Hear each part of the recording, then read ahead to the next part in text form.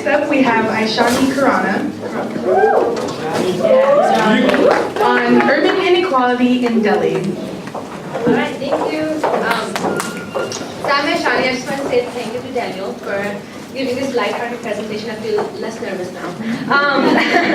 So I did my capstone on the contestation of aspirations over space in post-colonial Delhi, and it's a very personal project to my heart because of a lot of instances of financial difficulty that my family had to face.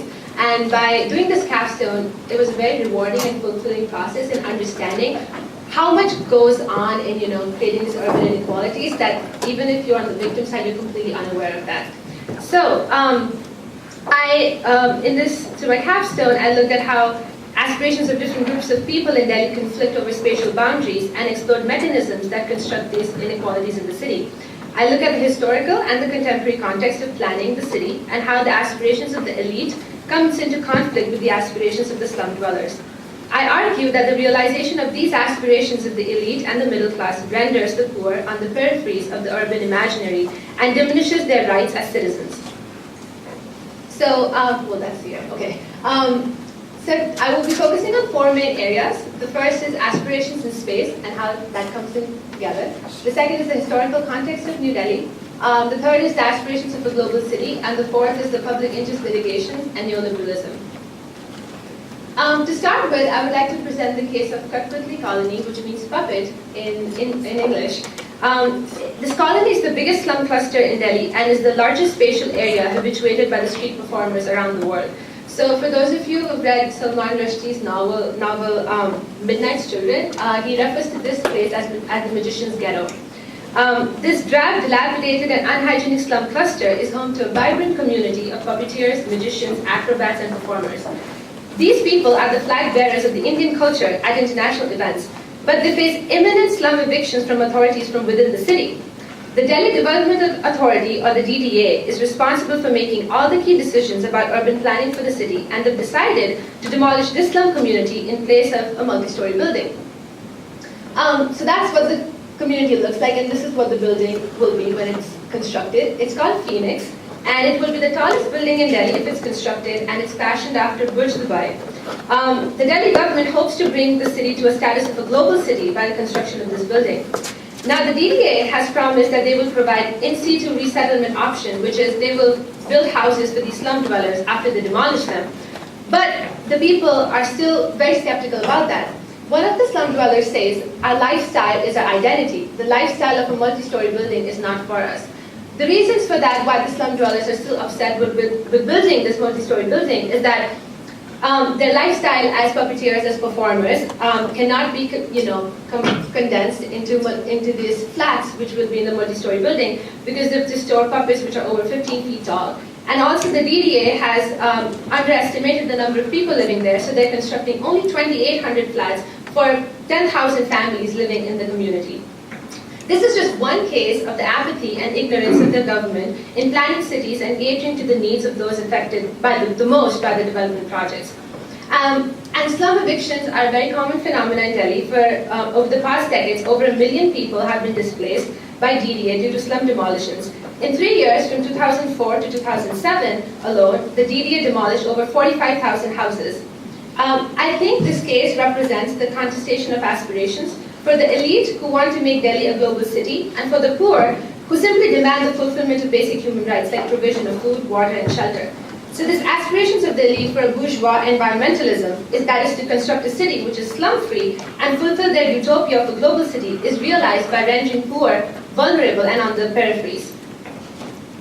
There's a quote by David Harvey where he says that the importance of utopia, and he says, materialized utopias of the social processes have to negotiate with spatiality and geography of the place. So I contend that the geography or the actual space becomes this venue where your aspirations or your expectations of what you think a city should look like is manifested.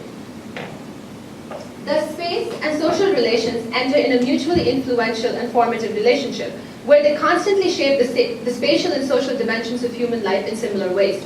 Our geographies, like our histories, take on material form as social relations become spatial, but are also creatively represented in images, ideas, and imaginings. So the aspirations not only create social relations, but these social relations also construe different imaginings of what the city should be like. India today is also not divided just on caste or religion, but also on class. And there's a complete dichotomy between the middle class and the poor, because the aspirations of the elite become these normative ideas of how the city should look like. So before I go into that, I would like to give a little perspective on the history and how this development project that we see in contemporary Delhi has a long historical root to it. So Delhi was under the colonial rule of the Mughals and the British. And before 1857, it was the British who had power in the city. The way they imagined the city was a mixed land use pattern where they had everything together on the same landscape. So they had residential complexes, commercial, administrative, political, all just like built together. And they didn't find the need to like separate the others. But for the Britishers, when they came into power after 1857, they divided land based on the functionality. So they separated the residential from the political, from the administrative. And this was the idea of creating a planned city according to the British. But in fact, they wanted to get rid of the city, which was a chaos of houses, shops, mosques, juxtaposed in an untidy profusion. So this is a map of the old city, which is Old Delhi, and it's called the Walled City under the Mughal ruler. And right there, the big, I don't know if I can point out to this. Oh yes, I can. So here, this is the religious building, this is the King's Palace. These are all houses, and you can literally see walls that are governing the city. So basically the land use pattern was mixed. There was no distinction between the functions of the things that were built on. Compared to that, the British actually made a city which was very, very different from the Mughals, where they had clear-cut, avenues for, this is actually the Parliament building, this is the main center in Delhi called Connaught Place, where all the political and administrative hub is. So the idea of the aspirations of what the British architect Edwin Luton, who was in charge of this, was to create City Beautiful. And the ideology of City Beautiful was an approach of urban design emerged in the 19th century and focused on the radical redesign of the central districts in many European cities, most famously Paris and Vienna. And Haussmann is very famous for redesigning Paris, where he redesigned the city from a bleak, unorderly space to one of grand boulevards, markets, parks, cultural buildings, and bridges that stand as contemporary edifices of modernity. He ordered the whole slum clearance from the center of the city to construct a city that symbolized sophistication, creativity, and avant-garde. And similarly, during that time, New Delhi was under the British rule, and the British incorporated this idea of City Beautiful, which was clear the slums from the center and construct everything that is aesthetically pleasing and beautiful. This is a map of Old Delhi and New Delhi, and I mean, just by looking at the map, you see like concentric circles here, and everything is so fragmented and divided. But like, just 8 kilometers away, this is Old Delhi, where you still have the chaos of all houses and everything just juxtaposed together. Also, the example that I gave in the beginning of the Kashputli colony is located right here in Old Delhi. And one of the biggest reasons that the government authorities want to demolish this slum community is because it's so close to the center. So they want to,